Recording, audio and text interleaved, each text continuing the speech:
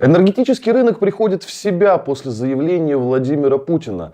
Согласно этому заявлению, теперь российский газ, российские энергоресурсы можно покупать только за рубли.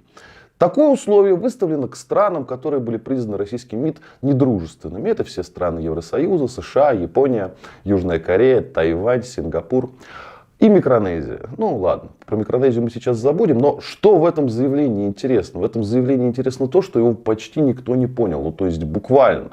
Европейские, так сказать, старожилы отрасли, консорциумы, их представители так и говорили: мы не понимаем, что из этого следует. Мы не понимаем, что имеется в виду.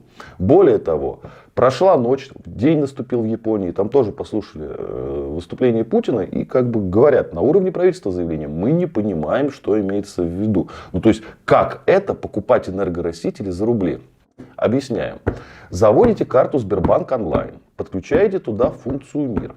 Это сейчас была шутка. Но на самом деле в заявлении Владимира Путина много того, что в сети часто называем троллингом. То есть он действительно троллит те страны, которые у нас теперь к недружественным относятся. Но что такое покупать газ за рубли? Кто производит рубли, да, эmitит рубли? Россия. То есть вы можете купить у России рубли. И эти рубли потом перевести России в качестве оплаты за газовые поставки.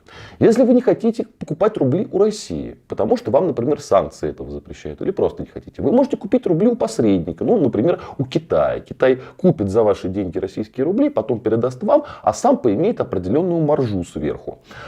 То есть газ, в конечном счете, нефть, станут дороже. Да? Дороже для потребителя в том числе, за счет вот этой вот промежуточной китайской маржи. А зачем это нужно России? Ну, когда вы покупаете рубль за доллары, за евро, за иены, это значит, что на рубль растет спрос. Значит, курс рубля укрепляется. Что, собственно, и произошло после заявления Владимира Путина. То есть рынок его прекрасно понял. Это значит, что спрос на рубли, который выпускает исключительно Россия, будет выше. Значит, как бы рубль должен быть дороже. Только и всего. Более это ничего не означает. Но вопрос лишь в том, согласятся ли недружественные страны на, так сказать, предложенные им условия. И как они согласятся. Это можно расценивать, наверное, скажем так, как хитрая эмбарго, которая перекладывается на партнера. Что я имею в виду? Ну, представьте, что та или иная страна заортачилась. Не будем покупать рубли, не будем расплачиваться с Россией рублями. Почему? Не будем идти на шантаж России, на шантаж Владимира Путина лично. Но это значит, что если вы не будете платить, мы вам не будем поставлять свой товар. Ну, это логично же, да? Товар, деньги, деньги, деньги, товар. То есть вы все-таки отказываетесь от российских энергоносителей. То есть Россия не против их вам продавать. Она никогда не была против. Россия никогда не использовала ни нефть, ни газ в качестве своего политического оружия. Она всегда была надежным поставщиком. И сейчас, и в холодную войну. Но раз вы отказываетесь платить, мы отказываемся продавать. Тут все логично. Вы сами отказываетесь. То есть накладываете сами на себя санкции.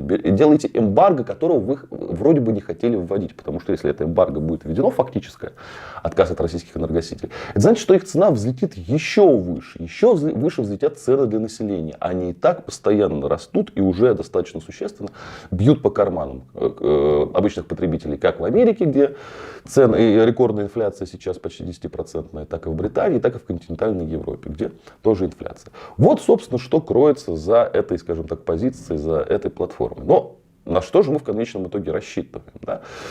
Ну, мне кажется, не стоит рассчитывать на то, что они сейчас что-то осознают, заплачут и к нам прибегут. То есть конкретному там Байдену, да, или Шольцу в этом плане, я думаю, ничего объяснить нельзя. Но вот тот вот эффект экономический, который ощущает население стран Запада, недружественных стран, он на самом деле важен, вот даже как бы по структуре своего откладывания, по структуре запоминания. Помните, как Байден говорил, что вторжение на Украину будет иметь свою цену для России?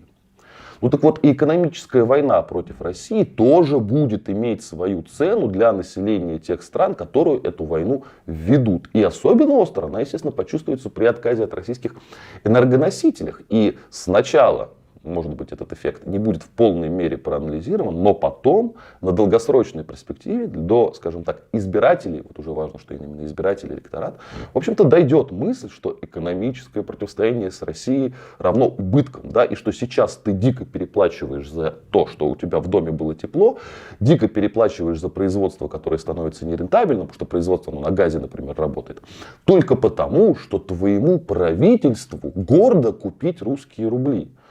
Ну, то есть, еще раз, это даже как бы не санкции, да, не какое-то ограничение, даже как бы не борьба за Украину, не что угодно.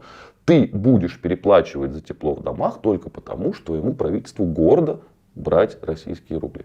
И вот когда эта мысль на долгосрочной перспективе отложится, мы можем рассчитывать, что, скажем так, ведение экономической войны против России будет аккуратным. А хотелось бы, чтобы вообще никаких войн не было. Ни экономических, ни настоящих. Будьте здоровы и подписывайтесь на наш канал.